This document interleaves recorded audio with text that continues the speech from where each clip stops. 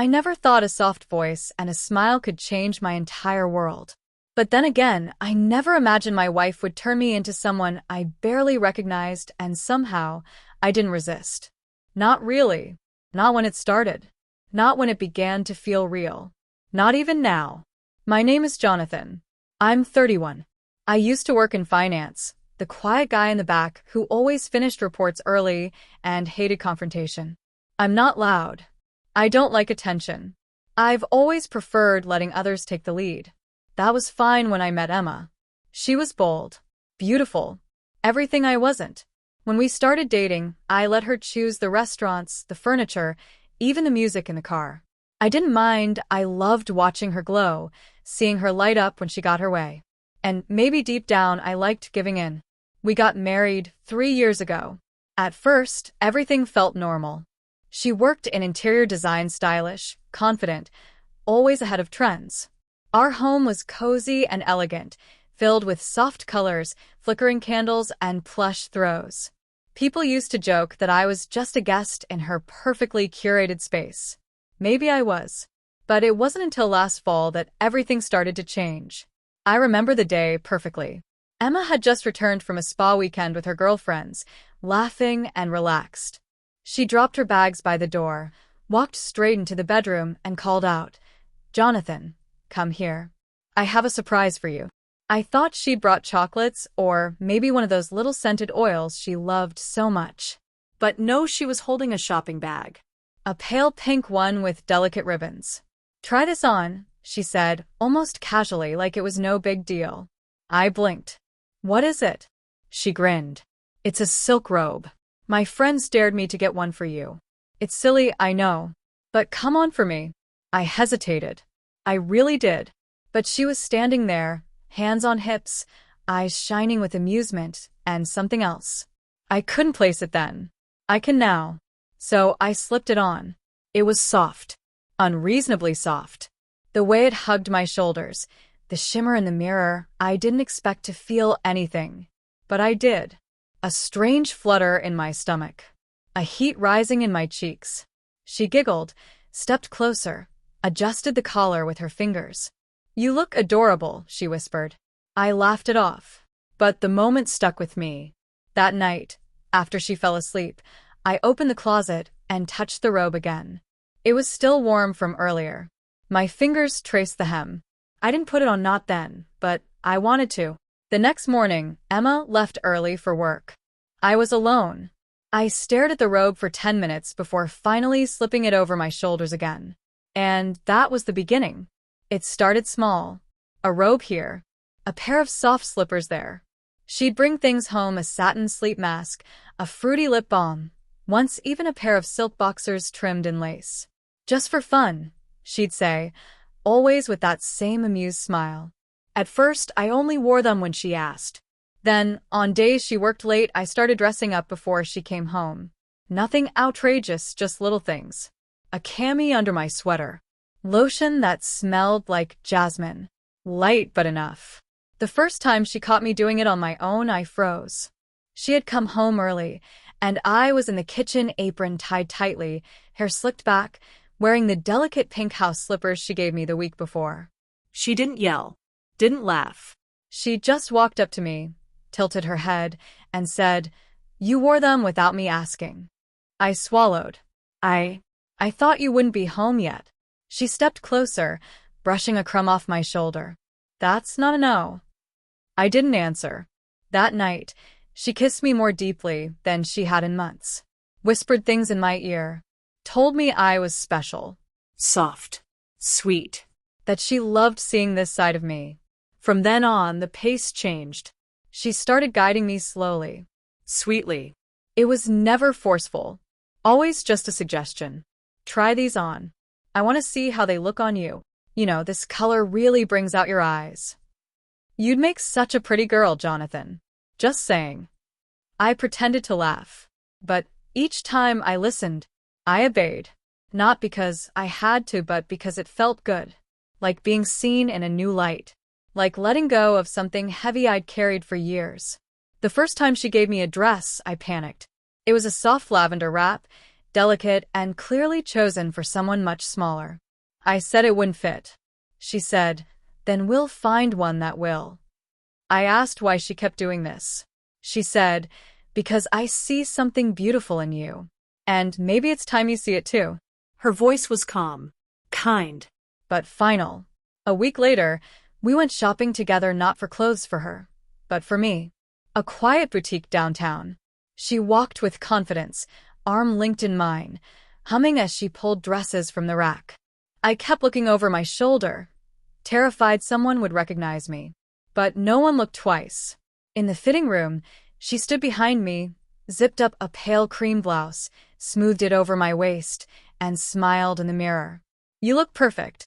I didn't. Not really. But something in her voice made me believe I could. We started doing it more often. Weekends spent indoors, her brushing out a wig, me trying on heels, both of us laughing. She called it our secret spa days. I told myself it was just play.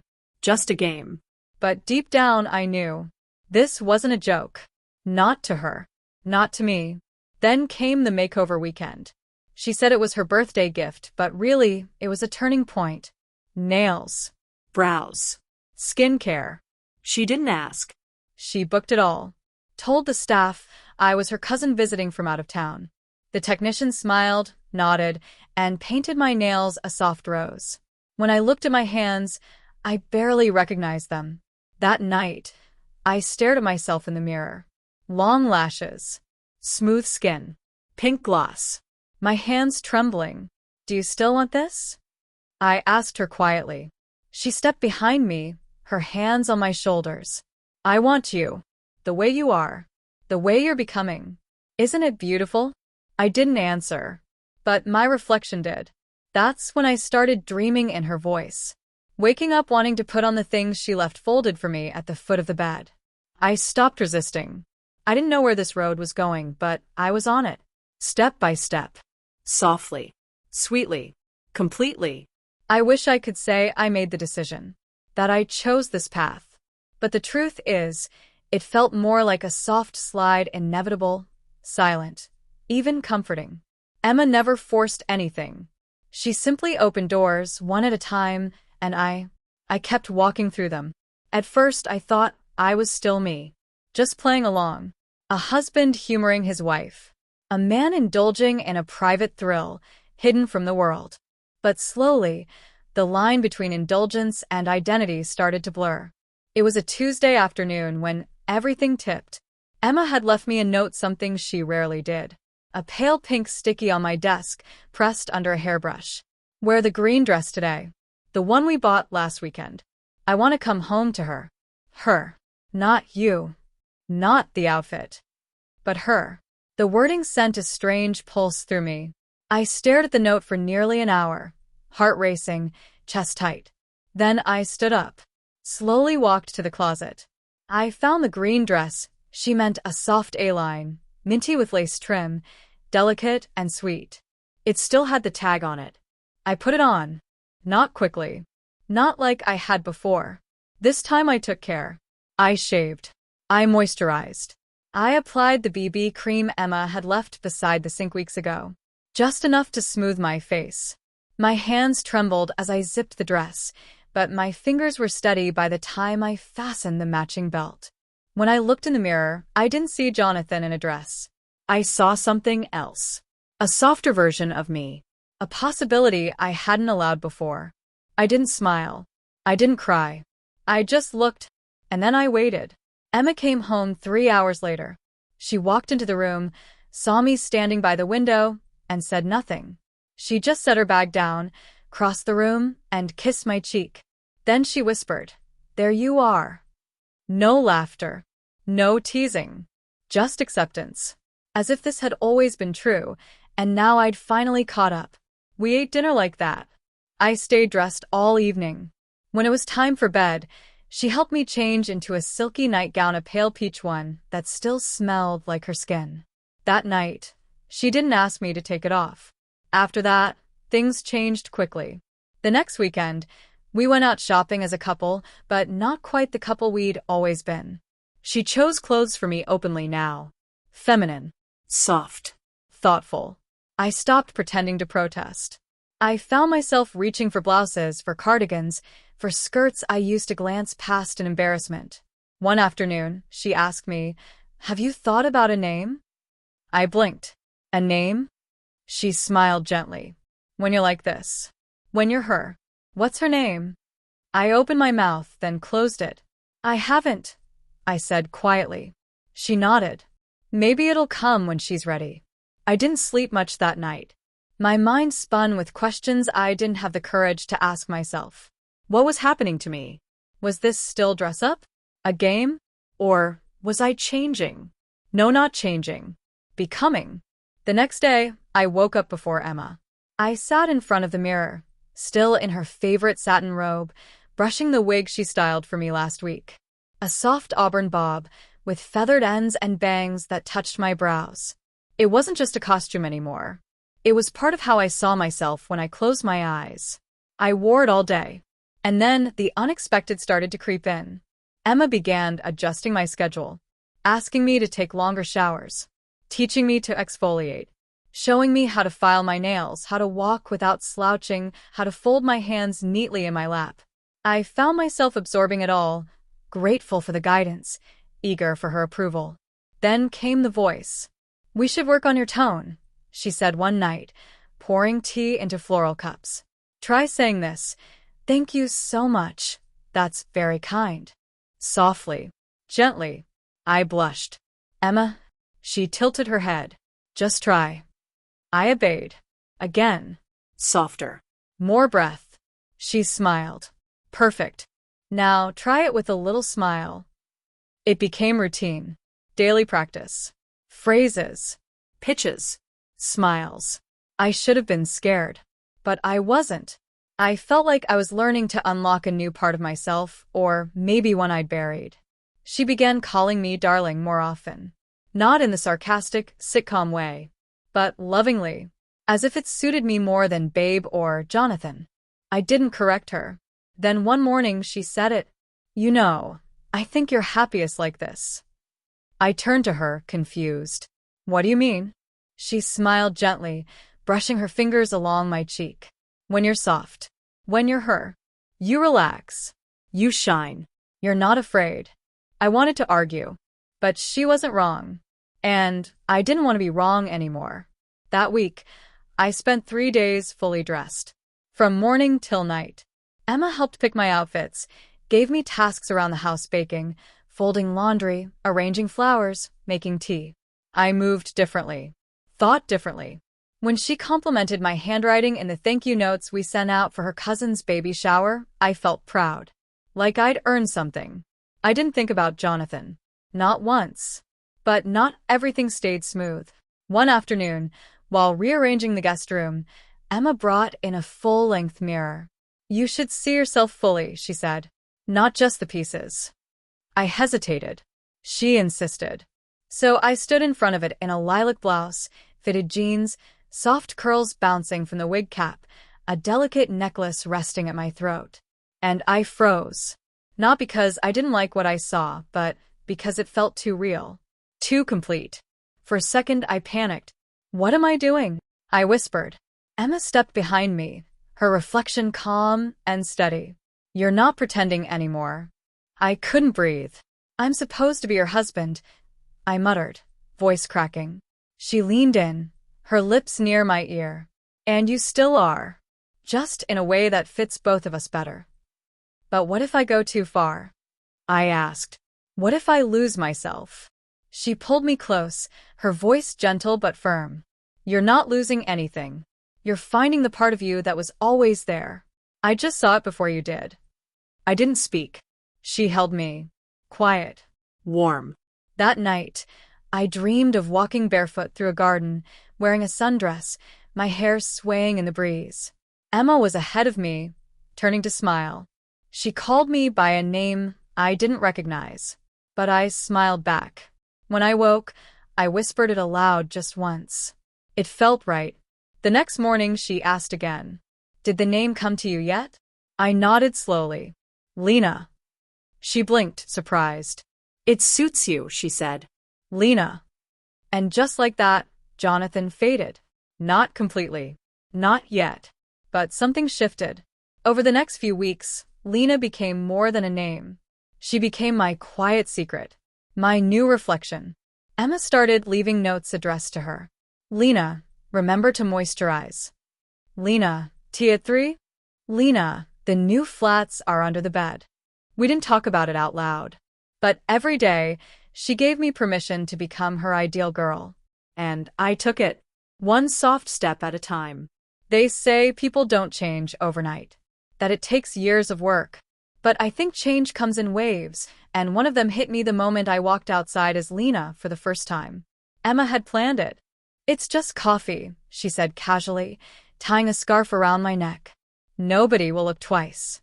I'd practiced. My walk. My voice. The little gestures she taught me. I'd dressed carefully soft gray sweater, flowing navy skirt, nude flats. A simple canvas purse. A light touch of makeup. Natural, not flashy. But I still hesitated by the door. What if someone sees?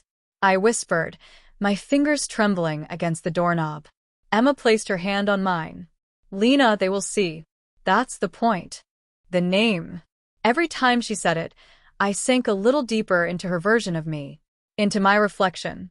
She kissed my cheek and opened the door. The world didn't stop. No alarms rang. No neighbors gasped. Just the quiet breeze of a sunny morning, birds overhead, distant footsteps. I walked beside her, arm in arm, terrified and exhilarated. We reached the cafe. I kept my head low. She ordered for both of us. I'll have the rose latte. And she'll have chamomile. Like it was second nature. The barista didn't blink. We sat by the window. I held the cup with both hands to keep from shaking. She took a sip and smiled at me like I'd just passed some unspoken test. I knew you could do this, she said. I smiled back. But inside, something was spinning. Because I had done it. I'd passed. I had been Lena publicly. And I hadn't collapsed. I hadn't run. And maybe that scared me even more. When we got home, Emma pulled me close. I want you to understand something, she said. You're not just playing dress-up anymore. I nodded slowly. You're becoming. I didn't sleep that night.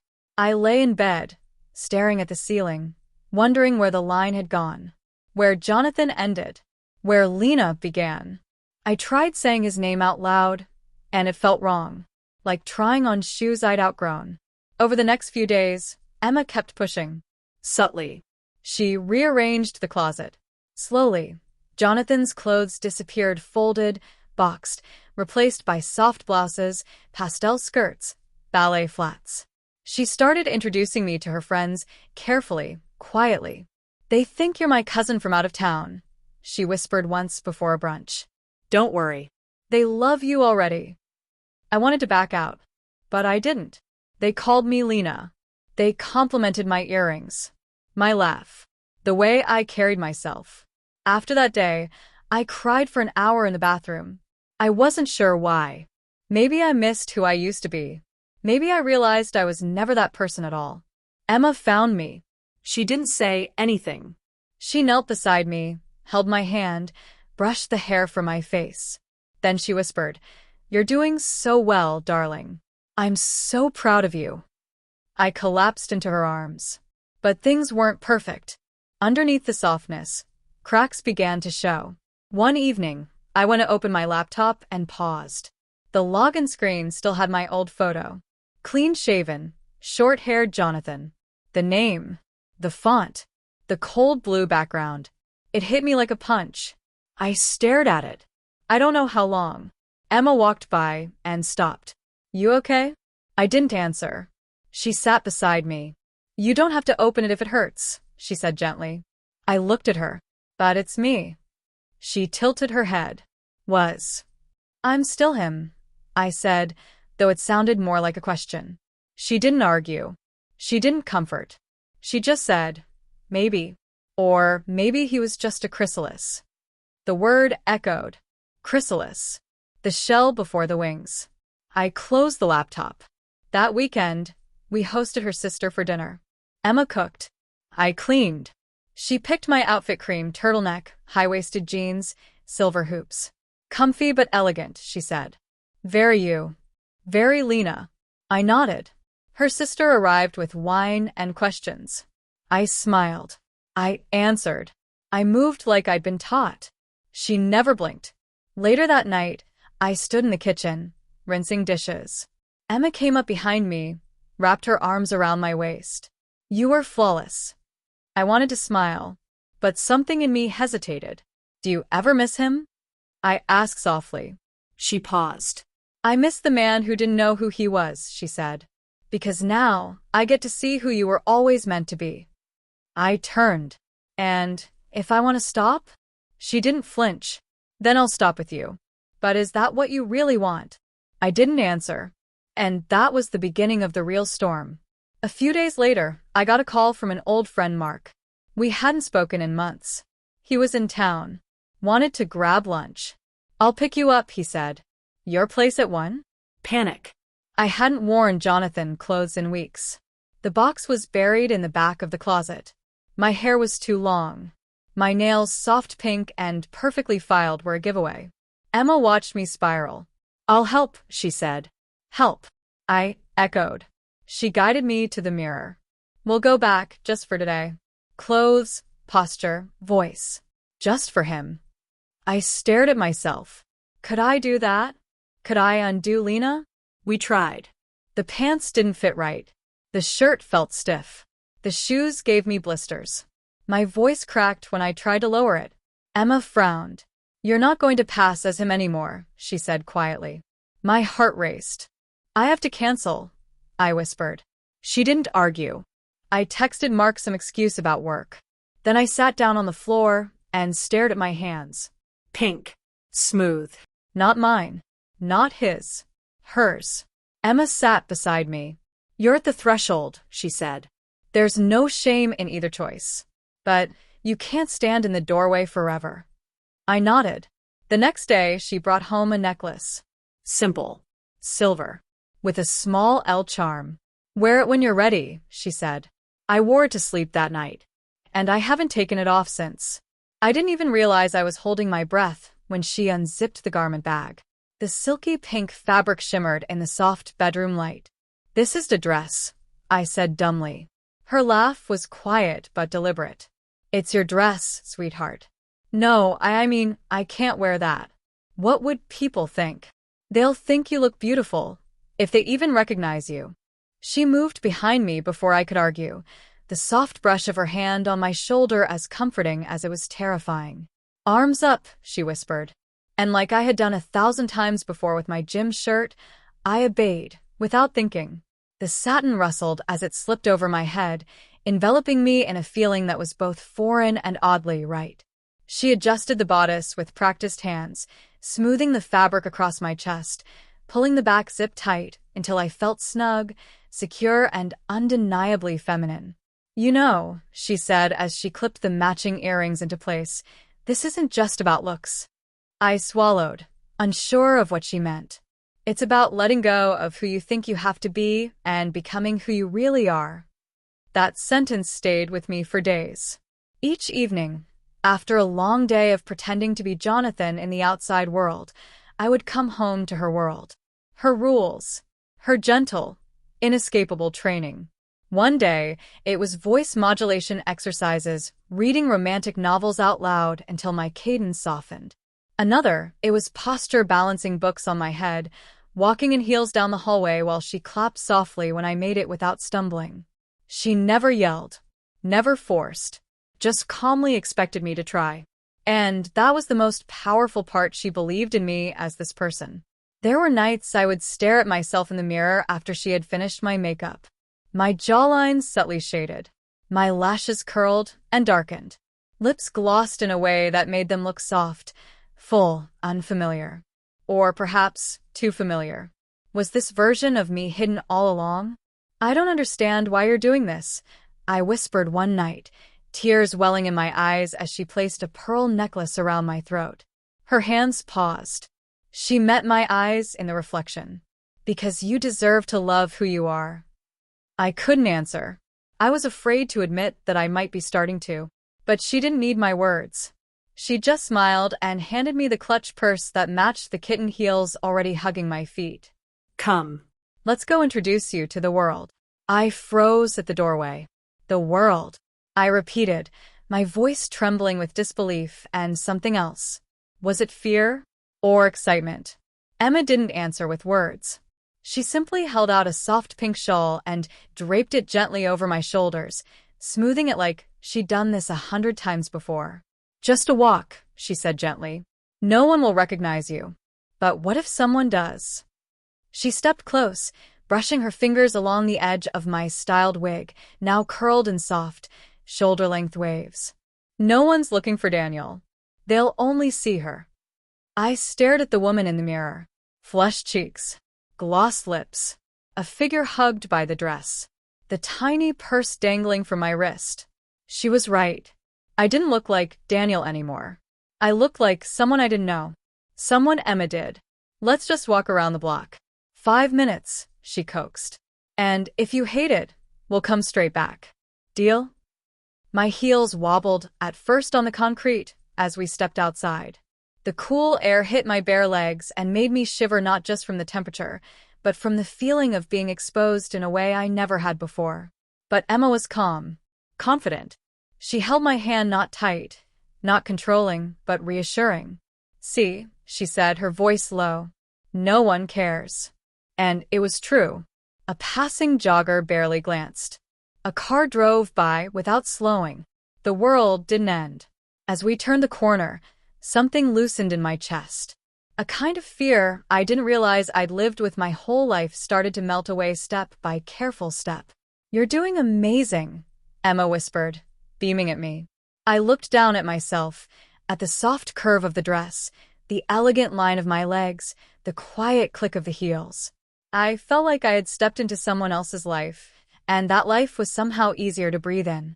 That night, back inside, I really laughed for the first time in weeks. I kicked off the heels, but didn't change out of the dress. I didn't need to. Not yet. Emma curled beside me on the couch, stroking my arm. You know, she said softly, I think she suits you. She? Asked, my voice soft, unsure. The woman you're becoming. I didn't answer. But in my heart, I knew she was right. And that terrified me more than anything. Because once you see yourself clearly for the first time, you can't ever unsee it again. Emma didn't rush me the next day. In fact, she didn't bring up the walk at all. Instead, she left a gentle surprise laid out on the bed, a simple but elegant blouse, a pair of soft, high-waisted jeans that hugged the hips just right, and a delicate pair of ballet flats. No note, just the outfit. And a choice. I stared at them for a long time. It was casual but undeniably feminine. Not costume-y. Not dramatic. Real. Normal. That word echoed in my mind as I sat beside the clothes. Was this normal now? I hadn't said yes. But I hadn't said no in days. Something in me had shifted. The mirror no longer startled me in the mornings when I caught a glimpse of my softly shaped brows or the faint tint of gloss I hadn't wiped off fully the night before. And when I finally dressed myself in the clothes Emma left out, it didn't feel like surrender. It felt like a strange kind of relief. She noticed, of course. She said nothing, only smiled as I walked into the kitchen.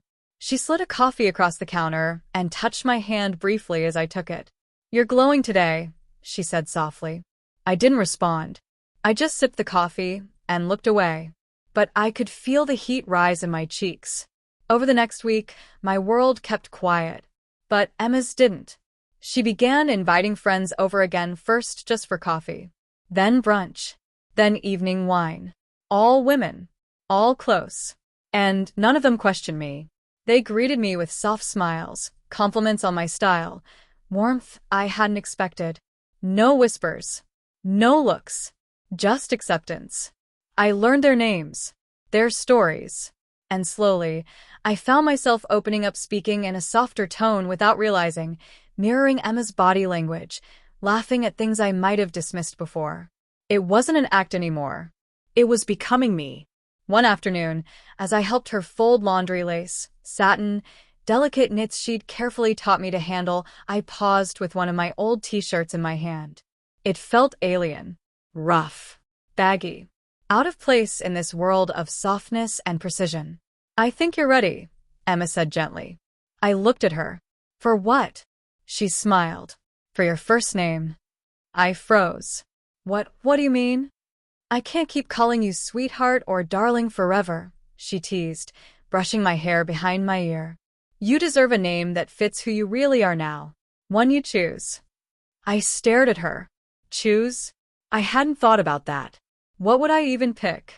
What name could possibly fit the person I was becoming, the person she saw in me, believed in, built brick by brick? My lips parted. No answer came. Just a storm of questions behind my eyes. But she wasn't pressuring me. She just leaned in and kissed my cheek. "When you're ready," she whispered. "She's already in you. Just listen for her."